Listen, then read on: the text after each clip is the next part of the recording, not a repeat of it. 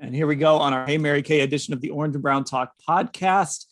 We are going to record back-to-back Hey Mary Kays. So if you don't get your question in today, we're going to put a call out for some more for our next podcast. But Mary Kay, a lot of our Football Insider subscribers had questions about Baker and the passing camp that he is holding in Austin. So the gist of the questions was basically this. Hey Mary Kay, if Browns players can get together in Austin to practice, why can't they come to Berea for OTAs?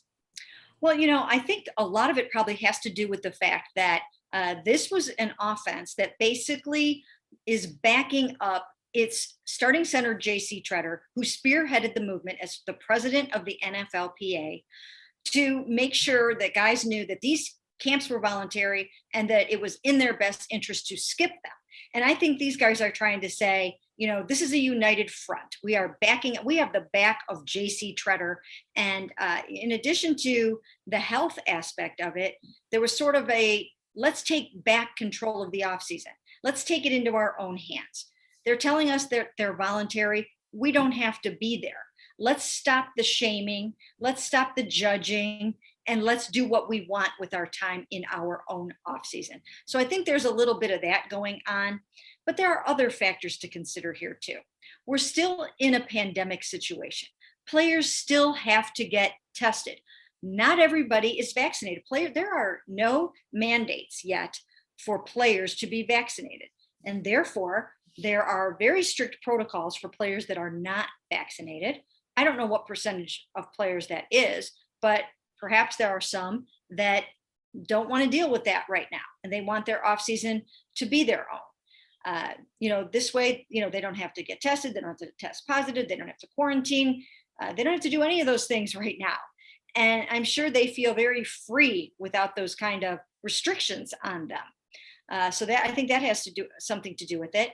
And then, I think maybe there's some camaraderie that can go on in Austin when they can get on Baker's boat and do some things like that.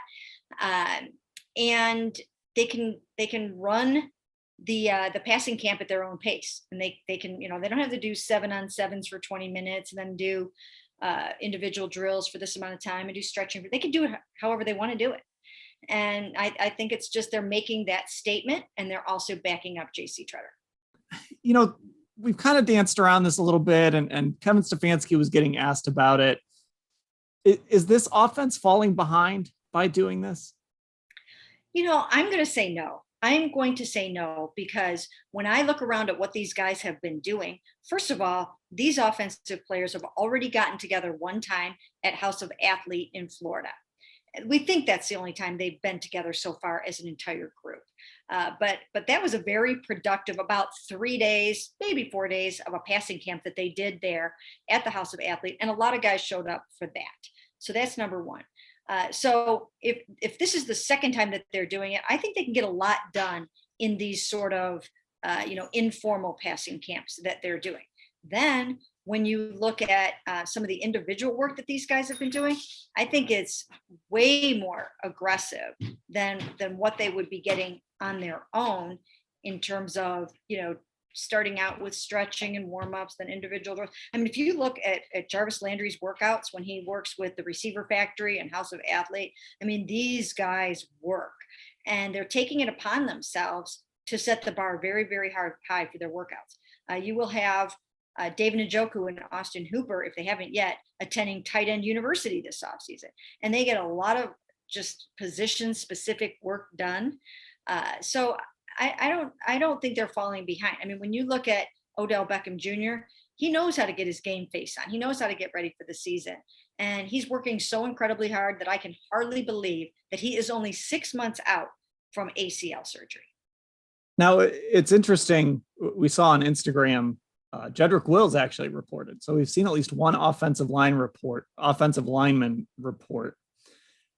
How do you think that's going to put for the offensive linemen? They're not going to Austin, obviously, because there's nothing they can really do in a passing camp.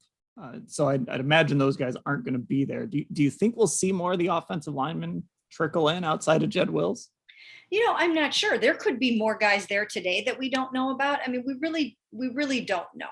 I mean, I would have to wonder if some of the offensive linemen were also just kind of trying to present that united front with JC Tretter, like a Joel Bitonio. You know, he might not necessarily feel that he needs to come in until the mini camp.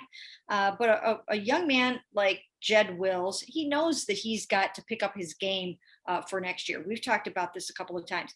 He did really well in pass blocking. He was ranked 22nd in pass blocking, according to Pro Football Focus.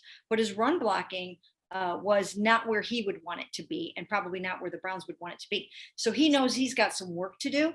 And so it behooves a player like him to come on in, to start getting coached up, to start getting that individualized attention. And he was also injured at the end of last season. So he also needs some rehab and to get himself together physically.